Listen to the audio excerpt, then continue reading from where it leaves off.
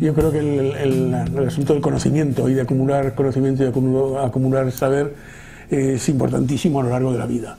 Yo muchas veces digo una de las grandes virtudes y ventajas que tiene el ser diseñador, la profesión del diseño, es que te está obligando continuamente a aprender cosas. Continuamente llegan trabajos y demandas sobre áreas que no conoces y que tienes que ponerte a estudiar sobre ellas. ¿Sabes lo que pasa también? Que cuando yo hablo de diseño, estoy casi a punto, estaba haciendo unos cálculos ahora, yo creo como a punto de cumplir los 50 años de profesión. 50 años de diseño en este país es una porrada, una barbaridad.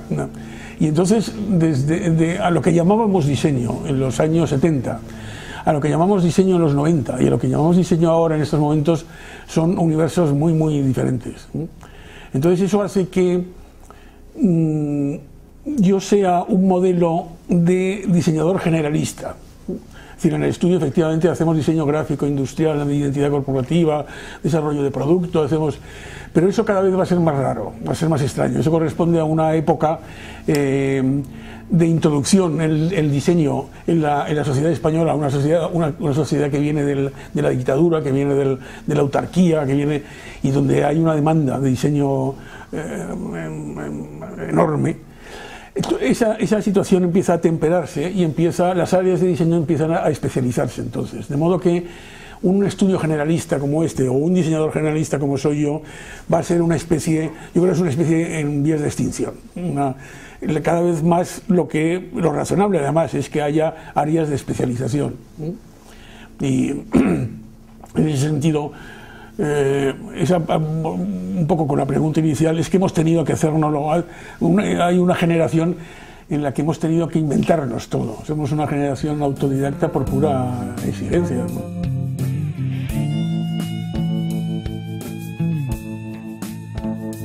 En estos momentos, además, en los momentos de crisis es cuando la mediocridad y la estupidez hacen estragos.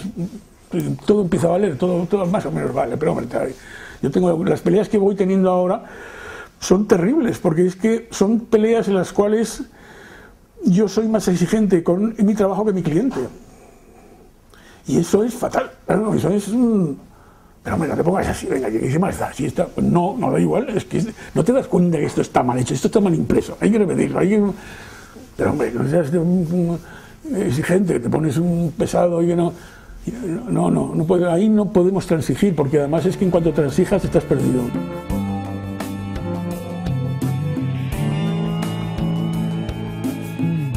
Bueno, yo creo que estamos en los inicios.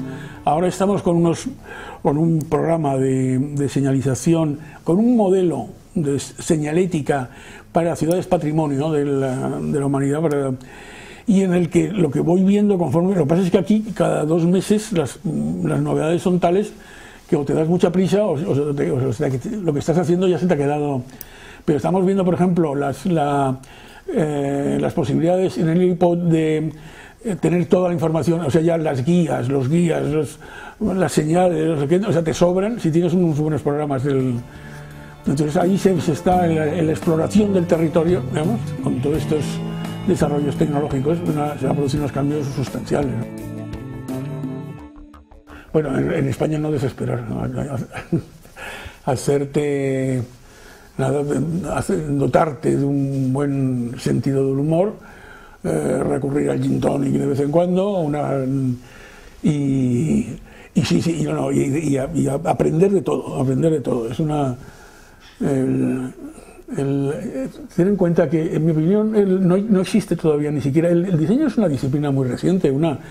A lo que llamamos diseño de verdad es una cosa que empieza a esbozarse la Bauhaus, que son los años 30 del siglo XX, y todavía no hay un modelo pedagógico. Cuando me consultan de escuelas, cuando doy conferencias, pero en todo el mundo, no hay. O sea, el modelo de aprendizaje del diseño todavía está por formalizarse. Porque tiene que ser un modelo transversal, tiene que ser y claro, todos los modelos académicos son piramidales. De modo que estamos también en los inicios del diseño. Entonces lo que hay que hacer es formarse muchísimo. Las escuelas te enseñan algunas habilidades, pero el resto tienes que nutrirte tú y trabajar continuamente.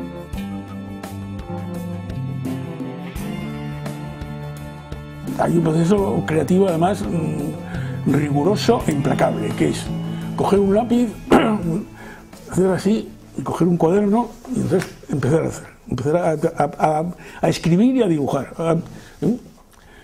Es decir, es centrar lo que tiene el... Bueno, hay un eslogan que yo quiero, antes de que desaparezca ya definitivamente, quiero que me echéis una mano ahí, tenemos que hacer una campaña, es que el lápiz es el mejor amigo del hombre. No olvidemos de las mascotas, donde esté un buen lápiz, es una... Bueno, la conexión mano-cerebro es una conexión neurológicamente, sigue siendo la conexión más activa que podemos, que podemos activar realmente. Eso significa que escritura y dibujo forman parte de un mismo espacio, en el que la exigencia del texto es una y la exigencia de la imagen es otra, pero que esa exigencia es una exigencia global. Eso tenemos por un lado. Por otro lado tenemos el diseño, lo que es encargo. Es decir, y eso es un punto de partida que siempre hay que tenerlo muy presente. Un encargo significa que no es un territorio de expresión personal, sino que es un territorio de conocimiento para solucionar los problemas de tu cliente. Entonces, lo primero que hago son casi mentalmente dos columnas: oportunidades, limitaciones. Cada encargo, cada cliente tiene el área de todo tipo, desde los materiales, presupuestarios, públicos, marketing, hay oportunidades y hay limitaciones. Y es importantísimo empezar a trabajar sobre las limitaciones.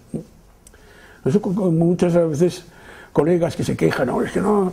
Es decir, no hay ninguna razón, si te estás quejando de un cliente y de que él no está entendiendo lo que tú estás haciendo, el error es tuyo, no es del cliente. El diseño es encargo. Por lo tanto, las cosas que me encargan a mí y el margen que tengo con mi cliente, ese es el territorio. Es decir, entonces yo puedo ser mucho mejor diseñador si mi cliente me activa y puedo ser mucho peor diseñador si mi cliente me neutraliza. Es decir, no hay mejor o peor diseño. Lo que hay es una situación en la cual la cultura del diseño y la cultura empresarial están óptimas, logran situaciones óptimas. Desafortunadamente no es la situación en España, en donde el desequilibrio todavía es enorme. Es decir, no hay una cultura empresarial. Eso es una cosa que no debemos decirlo demasiado entre nosotros porque suena a autocomplacencia, pero es verdad. O sea, no hay en las escuelas de negocio todavía, en las escuelas de negocio no hay un apartado sistemático que sea diseño y producto. Entonces, con marketing hay las sofisticaciones más asombrosas que puedas, pero no hay en relación con el diseño. De modo que todavía no hay un déficit en la cultura empresarial en la utilización del diseño y en la valoración de lo que es el diseño, que sigue estando más cerca de la estética que no de las áreas del conocimiento. Y yo eso como diseñador lo noto. Un cliente, ahora estamos con unos trabajos ingleses y otros holandeses, o sea, hay cosas que no se les ocurre que tienen que discutirte, no se les ocurre decir que a mí no me gusta el rojo o que tengo manía por no sé qué, es que no se les ocurre, porque si no, eso no viene a cuento, ¿no?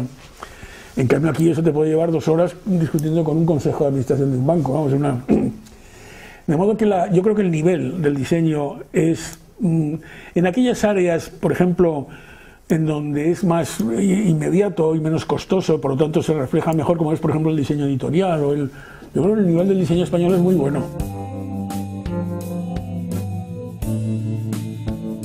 Para mí el diseño es un servicio público y el diseño tiene sentido cobra su mayor sentido cuando es un servicio público. Es decir, cuando tú no compras diseño, sino estás utilizando el diseño. Y estás utilizando el diseño porque mejora tu vida cotidiana, mejora tu relación con lo que te rodea, mejora tu relación con tus exigencias simbólicas, que las tenemos y muy poderosas, cuando mejora nuestra relación con los objetos de los que nos rodeamos y que necesitamos.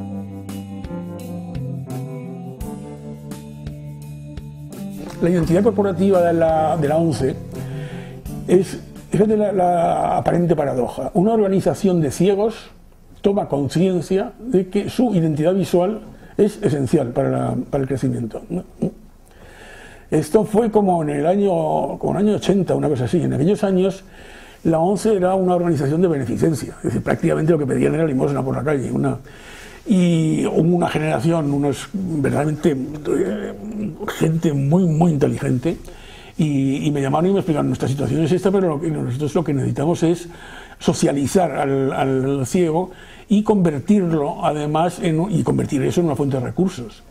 Y entonces fue lo de inventarnos, para que veas también lo que es el papel del diseñador. O sea, ahí yo me inventé el cupón, me inventé la historia de que el cuponazo tenía que ser, además dentro de los cupones tenía que ser. Y a continuación empezamos a construir la identidad del vendedor, hasta el punto de que había una especie de preuniforme, había los modos en los que se exhibían las tiras de los cupones y todo estaban también. Es decir, fue una operación en la cual el diseñador lo que les aportó fue realmente lo que necesitaban, una visibilidad. Una visibilidad, y ellos lo que supieron es explotar un producto, que era el cupón y que era la fortuna, ¿no? La lotería. Y las reuniones eran, no os podéis imaginar, yo todavía a veces se me ponía la carne de gallina, porque eran se empeñaban en que fuera, yo le decía, pero bueno, ¿cómo os presento unas maquetas? ¿Cómo presento tú hazlo como haces siempre, Y pasaban o sea, lo he estado viendo, o sea, pasaban la mano, era como los escáneres, en aquellos años que no existían los escáneres, por lo tanto era más mágico, pero hacían así, sí, estas piedras no están mal, pero yo creo que no tan rugoso la imagen, era aparte de un talento natural para explotar todo lo que significó, todo lo que representaba, de modo que haber ayudado a que sea es una organización modelo en todo el mundo en la gestión de las minusvalías y sobre todo de la integración de los minusválidos, que ya no son solo ciegos, en la sociedad, a socializarse. Otro ejemplo, por el otro lado contrario, que a mí siempre me sigue llamando la atención porque me hablan de él, son cercanías, por ejemplo. En cercanías tuvimos que hacer también, otra vez vuelve a ser el diseñador como generalista, y en cercanías diseñamos desde los vagones, desde los trenes hasta el tapizado de los asientos, la señalética de todas las estaciones, el mobiliario, en fin, era un servicio que partía de cero, no existía, y entonces Renfe decidió crear lo que en Europa son los suburbanos, digamos, lo que se llaman. Incluso ahí creé el propio nombre, puesto que se trataba de explicar que eran los suburbanos de las ciudades los que íbamos a cubrir. Entonces yo le dije, en lugar de, si te fijas, todos los trenes en Europa son siglas, son el SNFC, el no sé cuántos, y entonces dije, pues llamémoslo de cercanías, porque son los trenes de cercanías de las ciudades, y que el logo sea una C para reforzar esa idea de cercanías, y ese es un trabajo desde cero que precisamente el atraso del país, es decir, los ferrocarriles suburbanos funcionan en Europa desde mediados del siglo XX, vamos. Es decir, aquí no existían, y entonces al crearlos desde cero, al crear todo, creamos todo ex novo, y son realmente unos ferrocarriles modélicos. Luego, desde el punto de vista gráfico, los planos, los mapas que tuvimos que crear son los que se utilizan ahora en los ayuntamientos, pero que entonces no existían, esos mapas red. Es decir, hay una cantidad de innovación gráfica, industrial, sociológica. La unidad de 2 pisos fue un verdadero taller experimental de comportamientos en servicios públicos. Hace poco en una gasolinera pagué con la tarjeta de crédito, y el de la gasolinera me dice: "Ay, Alberto, ¿es usted el que ha hecho los mapas y las cosas de cercanía?" Y yo, sí, quiero darle las gracias porque yo vine de mi pueblo y me encontraba en Madrid en los 90, y era una ciudad hostil, espacio en el que yo no entendía nada, no entendía los autobuses, los servicios públicos, el teléfono, y lo único en donde yo sentía que lo entendía sin necesidad eran los servicios de cercanías. Y me pareció, una observación estupenda, porque efectivamente ese es el sentido que tiene.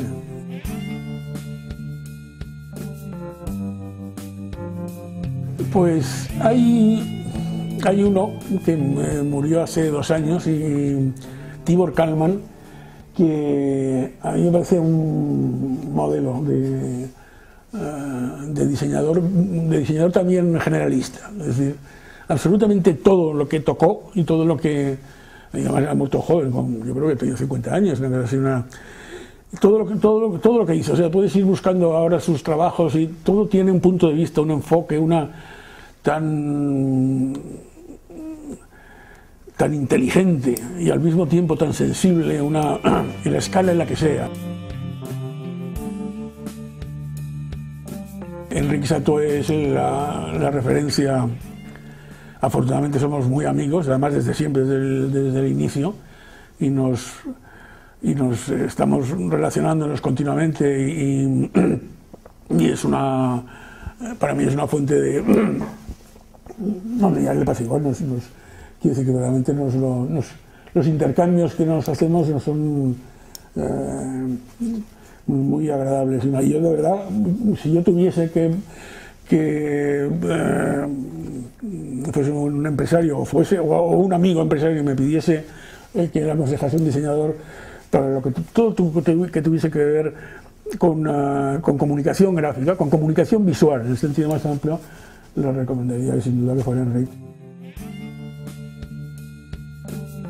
Es muy curioso que el Steve Jobs es profesionalmente un diseñador gráfico, y los productos suyos siempre tienen ese punto de vista del diseñador y del diseño que está muy claro.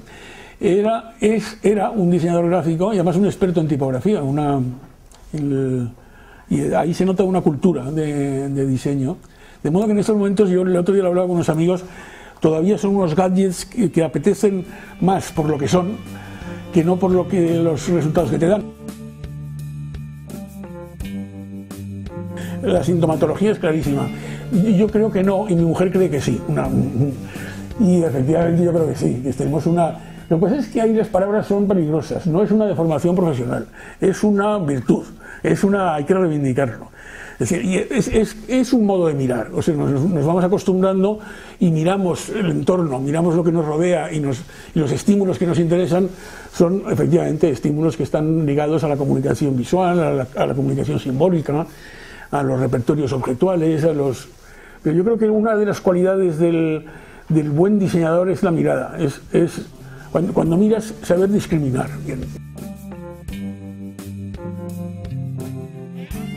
Yo creo que no habría una máxima, esas van cambiando, y desde luego en mi caso, que es un caso un poco especial, en la que mi idea que se da la cara del diseño y la cara de la creación plástica, son dos caras muy complementarias y al mismo tiempo muy diferentes, con lo cual también las máximas, digamos, tal como lo planteas tú, para una y para otra serían también muy diferentes.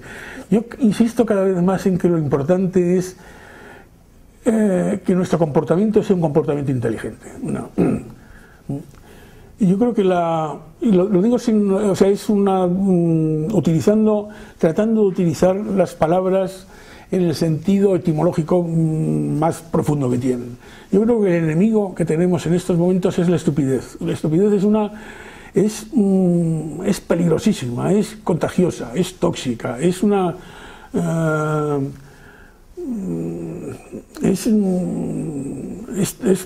terrible, es aniquiladora. El comportamiento estúpido es el que hace mal las cosas, o hace daño, o impide por ninguna razón. O sea, se entiende muy bien al que te atraca, se entiende muy bien, porque entonces él necesita dinero, necesita no sé qué, y entonces te pone la pistola y dice, venga, el dinero, y la pasta, y ya está. No. Pero el estúpido no tiene objetivos tan definidos, y por lo tanto eso lo hace peligrosísimo. Por lo tanto, y el único antídoto es comportamiento inteligente. Manejarte de modo inteligente, comportamiento inteligente. Y luego cultivar los sentidos. Cultivar los sentidos es entender la vida. Y la vida es una cosa espléndida.